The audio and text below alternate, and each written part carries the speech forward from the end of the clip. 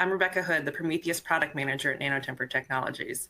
And today I'd like to share with you how the Prometheus Panta helps scientists to confidently perform developability assessments of their monoclonal antibodies. Now, we know that biologics must undergo rigorous evaluation to characterize a number of factors to ensure that they're stable and safe. Now, today I'll be focusing on developability attributes, and specifically how the Prometheus Panta improves developability assessment workflows and generates the data necessary to make decisions about which candidates are most viable for your pipelines. Developability assessment mitigates the risk associated with selecting the wrong candidate or condition, which is costly in both time and money. Eliminating a bad candidate early in the process is preferable to investing your resources in something that will never make it to market. Now, with sample limitations in early development, particularly screening stages like construct screening and buffer formulation, it's important to get as much information as possible from a small amount of sample to select the best candidate. Nanotemper's Prometheus Panta is a single, easy-to-use instrument that uses just 10 microliters of sample to provide many of the conformational and colloidal stability parameters required as part of a robust developability assessment checklist. And the Prometheus Panta was designed to give you the most important stability information about your biologics so you can identify the best candidates. And it's a great tool to learn about the stability of your biologics in very little time. So I'll walk through the technologies we use and show some real data from the Prometheus Panta in a case study to illustrate how Merck Co used multi-parameter stability data to rank their antibody candidates. Now, by the end of this talk, I hope you'll walk away with some insights into why multi-parameter stability data is vital to developability studies. But before we dive into the data, I'd first like to introduce the Prometheus Panta. So the Prometheus Panta uses 4 different technologies to provide a full picture of your biologic stability. NanoDSF uses intrinsic fluorescence from your proteins to monitor their thermal or conformational stability. Comparing the thermal stability profiles of your candidates is a quick way to start identifying the most and least stable biologics. DLS tells you about the size of the particles in solution. And it's helpful for identifying if your candidates are prone to aggregation or become viscous at higher clinically relevant concentrations. A back reflection measures turbidity of a sample, and it's great for identifying large amorphous aggregates contaminating your solution, and it's an early stage indicator of subphysical particle preference. And finally, SLS, measured along the thermal denaturation ramp, gives very precise insight into when particles start growing in size, whether from unfolding or small aggregate formation. And with these 4 technologies, the Prometheus Panta provides highly precise measurements without extrinsic labels, which gives you flexibility in the buffers you can use. It can handle a wide range of sample concentrations, as low as 10 micrograms per mil, and uses just 10 microliters of sample to provide a full stability picture of your candidates. So the engineering of Prometheus Panta lets us follow the complex unfolding behavior of a biologic, such as a monoclonal antibody, along a thermal denaturation gradient. And by collecting the thermal and colloidal stability in parallel from the same samples along the entire thermal ramp, it's possible to follow the different stages of unfolding in minute detail, giving you the most possible information about your candidates. The 4 integrated technologies of the Prometheus Panta, working in parallel, give you deep insight into the thermal, chemical, and colloidal stability of your candidates. Now, I'd like to spend a little bit of time going into how exactly these technologies provide different important stability measures of your biologics. So as I mentioned before, NanoDSF works by using the intrinsic fluorescence of a protein to monitor unfolding. So aromatic residues like tryptophan will have different light emission properties based on whether they're buried in the protein core or exposed to solution. So as you can see on the left here, as the protein unfolds as we heat the sample, more tryptophan becomes exposed to solution, which will impact the ratio of emitted light. And in this middle figure here, you can see in the trace where the folded tryptophan emits light most strongly at 330 nanometers, and exposed tryptophan emits light most strongly at 350 nanometers. Now, by plotting the ratio of 330 to 350 nanometers, as seen on the right, we can track the unfolding of proteins across the thermal or chemical denaturation ramp. So by taking the point at which half of the protein or domain is unfolded and half is folded, we can calculate the melting temperature, or TM.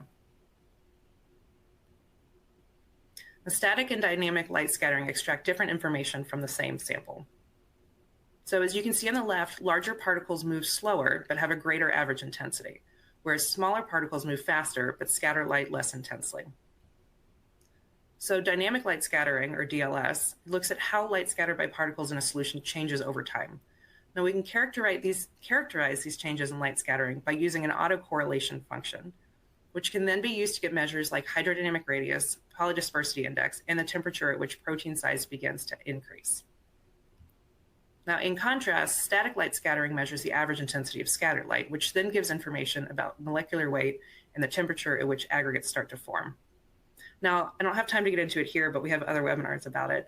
Light scattering measurements can also provide predictive information about the propensity for your sample to self-aggregate or become viscous. Now, DLS data provides information about the size of your particles in your sample, but it's also really helpful for determining the purity of your preps.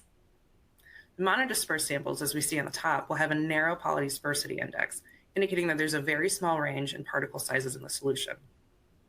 Polydispersed samples with many particle sizes will have broader PDIs or even multiple peaks. Now, by performing the DLS measurements, you can get important data about the homogeneity of your preps.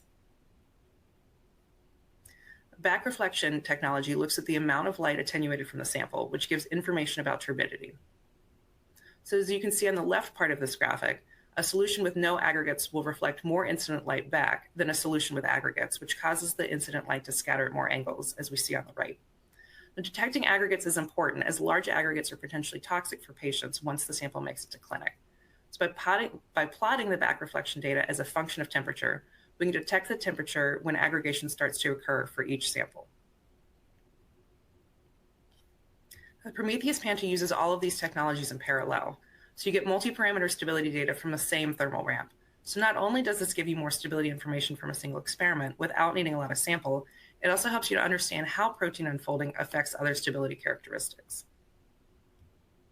So here we see the nano-DSF data of the thermal unfolding of a monoclonal antibody. So the lines here indicate T-on, TM1, and TM2 in that order from left to right. This is a lot easier to visualize if we look at the first derivative view of the nano-DSF data. And you can see here that the peaks correspond with TM1 and TM2. So now we're looking at colloidal stability, where we can see when the aggregation starts to occur. And that's that sharp increase that we see. And finally, by monitoring the cumulant radius, we can see how and when unfolding causes aggregation of your sample. So by obtaining multiple stability parameters in a single run, scientists can get a better picture of how different conditions affect protein stability while using less time in sample, giving you deeper insight into the behavior of your biologics. So not only do the optics work in parallel, but they give you high-resolution, high-quality data to feel more confident in your results. And this reduces the number of replicates you have to run because you won't have to throw in any bad outliers. So here's another example of an antibody analyzed across the thermal ramp. You can see the individual data points collected from a typical 85-minute run. And here, these are 5 replicates stacked on top of each other, with the top run highlighted in blue so you can pick it out easier. So as you can see for both the nano-DSF data at the top and the DLS at the bottom, we can start to see how one measure affects the other. So by running the analyses in parallel, we can see how the protein unfolding affects aggregation and pinpoint which domains contribute most to this aggregation. So if we look at these changes together, we can see that there isn't an increase in size with the melting of the first domain. But at TM2, which is associated with the melting of the Fab domain, we start to see an increase in the size of the cumulant radius. And the melting of the CH3 domain also induces another change in size. Now, because of our optimally designed instrumentation, you get the highest resolution data on your runs, which lets you detect even the subtlest differences between candidates or conditions to pinpoint domain-level changes. So not only are you getting that data in parallel, but you're doing the experiment faster and getting data you can trust for making decisions with. So now that we've talked about how the Prometheus Panta works, I'd like to show a case study that demonstrates the utility of the Panta in developability studies. The next few slides show how Merck's protein science group used data from the Prometheus Panta to evaluate how sequence mutations of a monoclonal antibody affected stability and revealed optimal candidates. So first, let's look at all of the measures and parameters Merck takes into account during their developability assessments. As you can see here, there are a lot of quality attributes considered when selecting the best candidate for further development. Now, these are the categories that Panta measures for them. Now, no one instrument is going to be able to measure everything, but by consolidating assessment steps, they save time and material for other parts of the assessment process. And as I've shown with the technology that Panta has, it's particularly critical for stability assessments. How stable is my molecule? Does it unfold or aggregate? Are there contaminants? Will it remain stable long term? And how do changes to the primary sequence or buffer affect those stability attributes? And today we'll be addressing monoclonal antibodies specifically. So here's a representative model of how monoclonal antibodies behave in response to a temperature gradient. And there's an interplay between foldedness, unfolding of specific domains, and aggregation. But having multiple stability characteristics helps you see exactly what's happening across the thermal ramp. There are lots of parameters directly measurable by Panta, and several more can be derived from the data. And today we'll be focusing on the parameters highlighted here. So in this study, Merck's goal was to optimize biophysical properties of an originator monoclonal antibody. So they made rational changes to the originator to make parent monoclonal antibody generation. And these modifications were known to confer stability advantages. So then they took these parent monoclonal antibodies and made additional 2 to 3 point mutations in a certain region of the monoclonal antibody. And this is systematically to each daughter. So down a column, those are the same systematic changes to each one. Now, the goal was to see how these mutations impact the stability of the daughter monoclonal antibodies compared to the parents. And to do this, they collected stability data on each of these constructs with Panta. And then they ranked the candidates based on TM, T-on, onset of turbidity, T-scattering, and PDI. Now, ultimately, they wanted to identify and avoid suboptimal properties and find trends that make a candidate more ideal for further development. So first, let's look at the comparison of stability across the parent monoclonal antibodies. Now, first, let's look at the thermal stability with nano-DSF data. As we saw before, this top part shows how the ratio of emitted wavelengths changes across the thermal ramp. And the plot underneath shows the first derivative view of this unfolding data to make it easier to view key transitions, like melting temperatures here. So the peaks shown are the melting temperatures for the monoclonal antibodies being analyzed. You can see how, even though the parent monoclonal antibodies only had modest primary sequence changes, this resulted in dramatically different profiles. Now, with colloidal stability data, we see the same, with monoclonal antibodies having noticeable changes in stability as a result of just a few sequence changes. Excuse me. Here, we're showing the back reflection and light scattering data to track size changes associated with unfolding and aggregation and how that differs between the monoclonal antibodies. So we already know that small changes to sequence have a big impact on the stability of a monoclonal antibody. So now let's take a closer look at protein A, which is shown here in the dark blue, which you can see has the lowest TM, indicating the least conformational stability, and also shows a dramatic onset of turbidity and a change in cumulant radius, which is shown here, which indicates colloidal stability as well.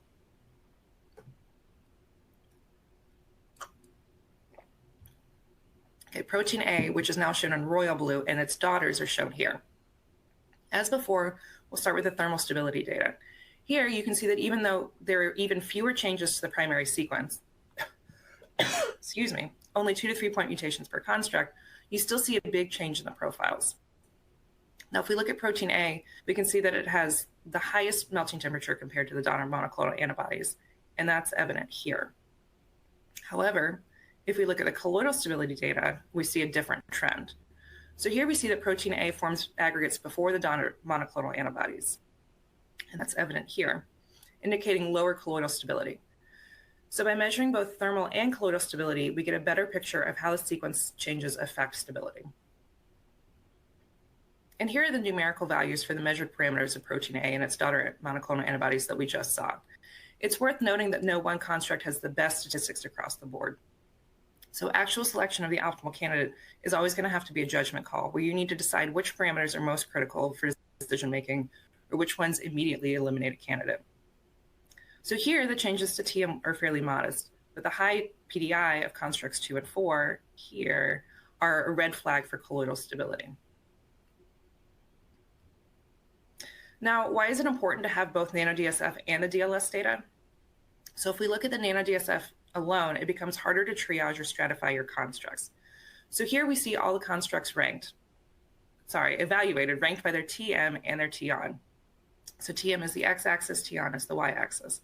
Now the data is all related to thermal stability, meaning when is the protein unfolding. Now, as you see, over half the constructs meet the acceptance criteria set by Merck, which makes it really difficult to rank and select the optimal candidates. But if we add information from DLS, we're now evaluating the same samples on 2 different physical properties. And as you can see, a few of the most ideal candidates really pop out here. And these have high onset of unfolding temperatures and no scattering at all.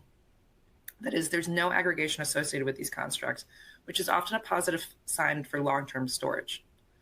So what we're seeing here is that adding additional stability measures make it much easier to stratify candidates. So, as I've hopefully shown you, Prometheus Panta provides a wealth of information about biologics to help you ensure you built a stable molecule with good developability properties. And the Panta does this in a number of ways. It provides a lot of information about your candidates and conditions without using a lot of material or requiring multiple experiments. And that information is high quality, requiring fewer replicates. It's a very easy instrument to operate, meaning you can get yours up and running quickly. And you can run over 1,500 samples hands-off with our auto sampler upgrade, or run just a few at a time, so the throughput is flexible depending on your needs. And the high-resolution data makes it easy to identify trends and draw conclusions about your sample. The data quality also helps you stratify constructs with even modest changes to TM, improving your selection criteria. So with that, I'd like to thank everyone for joining me today. I especially like to thank Merck for letting us use their data to show how Prometheus Panta helps with developability assessments and allows you to make confident decisions about your candidates.